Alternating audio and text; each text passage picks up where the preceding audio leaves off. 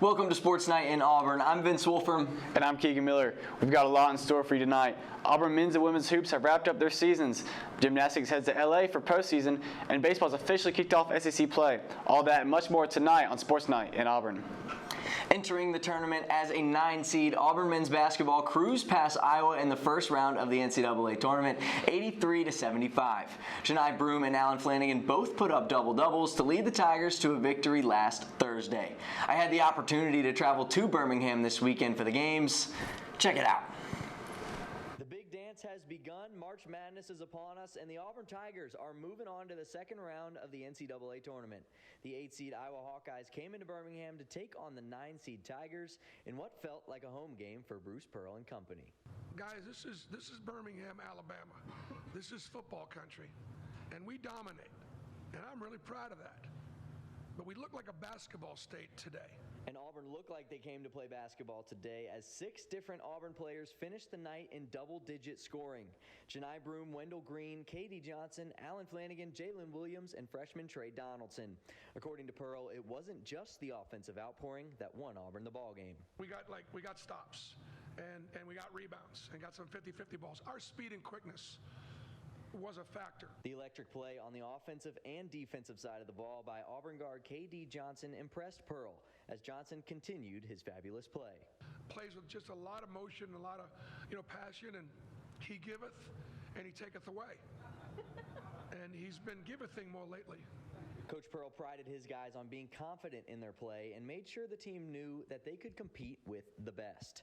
Despite having 7 regular season losses by less than 5 points, Pearl is confident his team has the pride and the will to be great. Our kids are proud of our basketball program, and they recognize the history. And there's probably nobody in the media happier tonight than Charles Barkley. And those guys are all going to be talking about how Charles be happy on the set with his balloons and his tiger, and let him talk a little bit of smack. For Auburn, they are hoping to back up Charles's smack talk as they take on the Cougars from Houston, the #1 seed, on Saturday at 6:10 p.m. in Birmingham's Legacy Arena.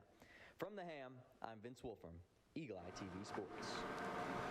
Unfortunately, Bruce and the boys' postseason run was cut short in the round of 32 with an 81-64 loss to Houston.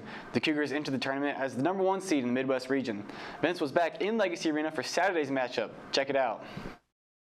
After an early offensive explosion from Auburn, leading by 10 at halftime, the Houston defense came out of the break and clamped down. Auburn was held to just 4 field goals in the second half, totaling 23 points, and that was all the Houston Cougars needed as the #1 seed from the Midwest region beat Auburn 81-64 here in Birmingham. We're interested in making history, and this team had a good year.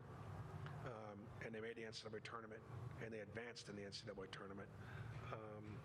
And added to the history of Auburn basketball by not losing a first-round game, and gave the 1 seed, a pretty good run for 20 minutes. The difference for Auburn in the second half? Free throw shooting. Star center Joleigh Broome finished 6 for 16 from the line in the game, but Pearl says his team wouldn't be the same without Broome. I know he feels terrible, but listen, this team is not here without Joleigh Broome. We're not an NCAA tournament team, and that piece of adding him made all the difference in our ability to be able to continue to make history and have a good year.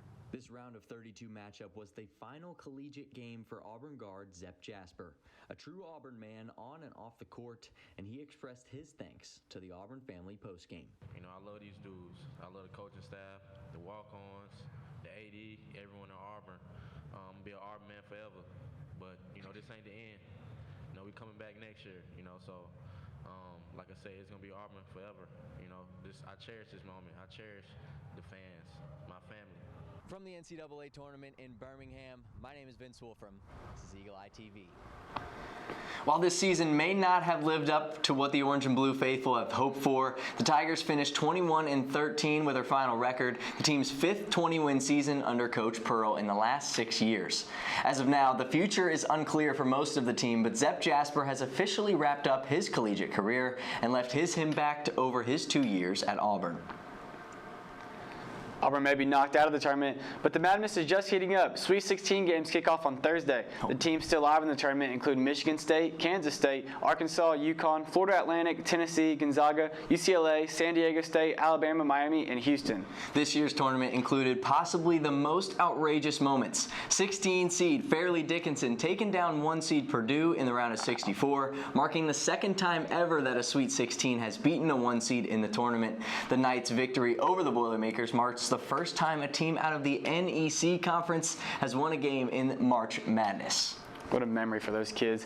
Just when they thought their season was over, women's basketball earned a bid to the Women's NIT and even got to host the first round in Neville Arena. Friday night's 73-58 win over Tulane marks their first postseason win for the Tigers since 2016. Here's Eagle Eye's Andrew A. with coverage from the game. The Auburn women's basketball team hosted the Tulane Green Wave in the first round of the NIT tournament. Auburn came into this game with a record of 16-14. Auburn scored early and Tulane hit a 3 to tie it up. After that, it was all Auburn. The Tigers would lead for the rest of the game. They would completely dominate and outscore the Green Wave 21-11 in the first quarter and 23-18 in the second. They would go into the half up 44-29. Tulane picked up the tempo out of the locker room and scored 29 points in the second half. It did not matter as Auburn would win 73-58 and advance to the next round against Clemson. Auburn had multiple notable performances. Honestly, Scott Grayson had a great game with 18 points, 6 rebounds, and 4 steals. Carissa Richardson had a great game with 16 points and 6 rebounds. And Sydney Shaw had 15 points, 6 rebounds, and 3 assists. The team had a 44.8 field goal make percentage. The Tigers On Monday night, the against Clemson on Monday at 6 p.m. Central. However, on Monday night, the girls lost in a heartbreaker, just barely falling to Clemson 56-55. Despite the loss, freshman Marshawn Bostic scored a career high of 23 points. Coach Jay and company finished the season with a winning 16-15 record. As of now, Sanaya Wells, Romy Levy, and Amora Graves have entered their names into the transfer portal. When we come back, we'll talk gymnastics in the postseason and the start in conference play for baseball.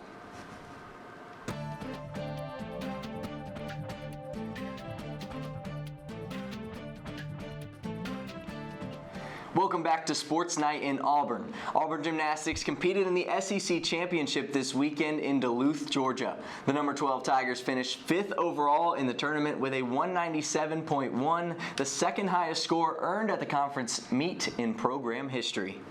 But it was Cassie Stevens who shined. The senior won a share of the vault title and a record season high of 39.65 in the all-around. The Phoenix, Arizona native did not score below 9.9 on a single event, landing her in a third-place finish for the all-around title. Stephen Vols' titles marks the third time an Auburn gymnast has been crowned a conference title. Becky Irwin won beam in 1994 and Suni Lee on uneven bars in 2022. She has not only been successful in the gym, but also in the classroom. Stevens was named the Southeastern Conference Scholar of the Year for gymnastics. She maintains a 4.0 GPA in information management systems. Stay in school, kids. And for the third consecutive year, Darian Goborn was named SEC Specialist of the Year. This is the first time in league history that a gymnast has won a yearly honor more than 2 times.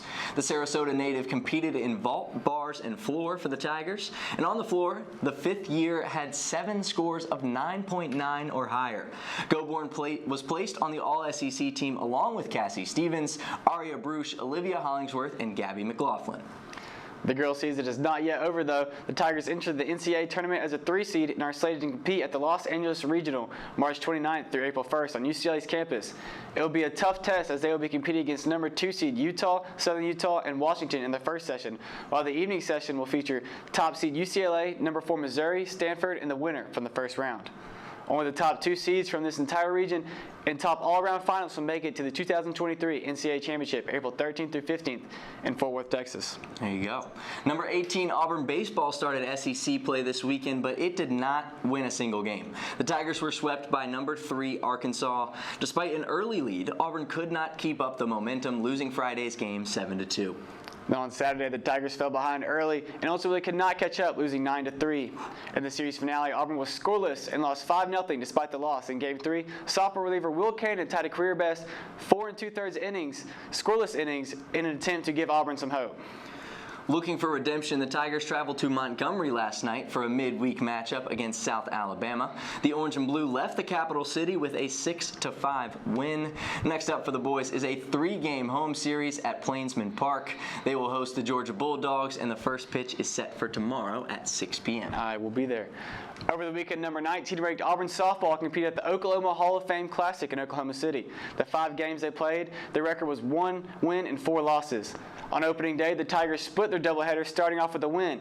The team beat Weber State 4-2. The team could not keep up the momentum, however, as they fell to Northwestern 2-1. Junior Maddie Penta had a great opening day as she became the 4th Tiger in Auburn history to surpass 500 career strikeouts. In the Northwestern game, she struck out a season-high 12 batters. Nalia Peralta also set records as she extended her reached base streak to 28 consecutive games, tying the 6th longest streak in program history. Moving on to Day 2 of the Classic, Auburn lost both of their matchups during Saturday's doubleheader. In the rematch against Northwestern, the Tigers could not pull out a win and ended up losing 6-5. Then, taking on the number 1 team in the country, Auburn was shut out by a staggering 14-0 in just 5 innings by the Oklahoma Sooners. On the last day of competition, Auburn looked to come back with a win against Oklahoma. Ultimately, however, the Tigers fell to the Sooners 7-1. Coming up, Auburn softball will be back at home this weekend, hosting Mizzou for their first conference series at home. Men's tennis went 2-1 this weekend in their 3 matchups. Starting off on Thursday, the number 22 Tigers fell 4-3 in a nail-biter against the 6th-ranked Kentucky Wildcats. It was a hard-fought loss as 4 of the matches went to 3 sets, but ultimately the Tigers could not pull out the win. Their luck quickly changed, however, as the team swept their Saturday doubleheader. Auburn shut out both teams 4-0. First, Auburn defeated number 30 Ole Miss, then went on to beat Alabama State. Next, now ranked 18 Tigers look to travel for 2 ranked away games this week. They'll first have a tough matchup against number 4 South Carolina on Friday. Then on Sunday, we'll travel to Gainesville to take on the number 22 ranked Florida Gators. Non-stop action. The number 8 women's tennis team has been having a season of success. However, this past week they hit a bit of a rough patch. The Tigers were handed their first conference loss by Tennessee, losing 6-1 on Friday in Knoxville, snapping their 8-match winning streak. The sole wins from the match came from Adeline Flatch and Angela Akatoyi in doubles, and DJ Bennett and Caitlin Carnicella in doubles. The road trip then continued as the girls headed to Athens on Sunday to take on the 6th-ranked Georgia Bulldogs. But the bad luck continued. The Bulldogs took down the Tigers 5-2. Caroline Ansari was the sole Tiger to win a singles match on Sunday. Auburn will be back at home at Yarborough Tennis Center to take on the 38th-ranked LSU this Friday afternoon at 3. Number 15 women's swim and dive wrapped up their season with a 26th place finish at the NCAAs. The charge was led by senior Avery Preble. In her last collegiate appearance, she clocked a 16:02.99 in the 1650. This swim made Preble the 7th fastest performer in program history and gave her first ever honorable mention. Swimming a 200 fly for the first time this season, Megan Lee recorded a 4th fastest swim in program history, with her time of 1:55.40 landed her in 20th place. The 26th place finish is its highest place since 2019, and individually, 8 swimmers combined for 10 All-American honors. And while the women may be done for the season, the men are preparing for their final meet. The number 8 men's squad is in Minneapolis for the men's championship today through the 25th. 2 members of the Auburn equestrian team were awarded SEC Rider of the Month honors based off their performances in March. Junior Ellie Ferningo was tabbed SEC Co-Rider of the Month in flat after going 1-0-0 in the win over South Carolina earlier this month.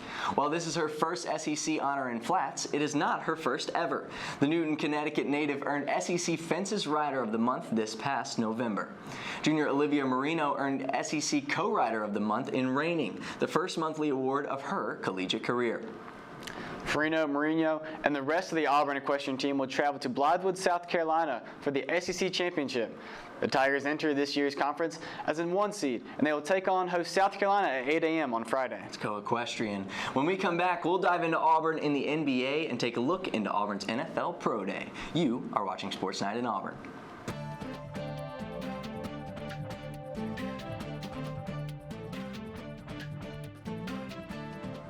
Welcome back to Sports Night in Auburn. We have updates for you guys on our two favorite NBA rookies. Both Walker Kessler and Jabari Smith Jr. had standout weeks. Breaking yet another record, Walker Kessler is the first rookie with 5+ blocks in at least 10 games since Tim Duncan in 1997 and 1998. Then in back-to-back games, Kessler had game-winning blocks. With 5 seconds left in the game, he had the game-winning block on Saturday against the Boston Celtics, sealing the Utah Jazz to win. Then on Monday, he had another game-winning block against the Sacramento Kings. Kessler also recorded a double-double against the Celtics with 12 points and 14 rebounds, and had 10 points against the Kings. This guy can't be stopped. Cannot. Jabari Smith Jr. also helped give his team the win in the final seconds of play. Just 4 seconds left to play, Smith sunk a game-winning three-pointer against the New Orleans Pelicans. In addition, he scored double digits in 3 of his last 4 games, with a double-double against the Golden State Warriors with 17 points and 11 rebounds. And even though Auburn may be out of March Madness, that does not mean you still can't watch a little bit of Auburn basketball. Both Walker Kessler and Jabari Smith will be in action tonight. Smith and the Rockets at 7 against the Memphis Grizzlies, and Kessler and the Jazz at 8 against the Portland Trail Blazers. Make sure you tune in. Yesterday, Auburn hosted its first pro day at the brand new football facility. In attendance was all 32 NFL teams and 14 former Tigers looking to get drafted, and one very special guest. And that guest was none other than Auburn legend, Heisman Trophy winner, and NFL MVP Cam Newton.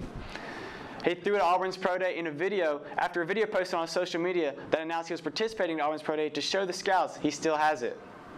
Derek Hall, Tank Bigsby, and Kobe Wooden were among the few Auburn players to attend the NFL Combine earlier this month. Here's what they had to say following Auburn's Pro Day. It still hasn't hit me. I've been asked this question a lot about teams, about media. It still hasn't hit me yet. So, a lot of guys. I don't know when this one ends. Just doing what I do every day, and that's working to help myself get better. So I feel like it'll come eventually, and when it comes, it's going to be tough, obviously. Probably shed a few tears and, just really take it all in because this is a dream come true. Not many guys get this opportunity to be able to go out and play on the national football level like I can. It was smooth. I actually didn't get to throw with Cam, but his energy here was good. Just having the Auburn legend in the building, seeing him out there just competing at the age he is and what he already accomplished. That should make me it made me want more. Just seeing him out there doing that at what he already accomplished in his life. Yeah, I've been loving every minute of it. You only get this process once, so I've just been enjoying it and having fun. What do you tell those guys they'll get if they draft you? You'll get a hard worker, somebody that's extremely competitive, somebody that's going to show up every day and just learn, be a sponge, soak it all up. I know I got leaps and bounds to go, and I'm not where I want to be, but that's why you go, and do extra and learn from the guys that's been there, done that. So I'm just excited to, go learn. The other former Auburn Tigers that participated were running back Tank Bigsby, wide receivers Cedric Jackson and Caitlin Newton, tight end John Samuel Schenker, offensive linemen Brandon Council and Killian Zarir, edges Derek Hall and Iku Leota, linebacker Owen Papo, defensive ends Kobe Wooten and Marcus Bragg, defensive tackles Morris Joseph and Marquise Burks, and kicker Anders Carlson. These 14 former Tigers look next to hear their names called during the 2023 NFL Draft on April 27th. Well, Vince, that's all we have for the crowd tonight. For more information on Auburn Athletics, be sure to check out our website at eagleeyeauburn.com and by following our Twitter at EETV_sports. I'm Kegan Miller. And I'm Vince Wolfram. Have a great night, and War Eagle. War Eagle.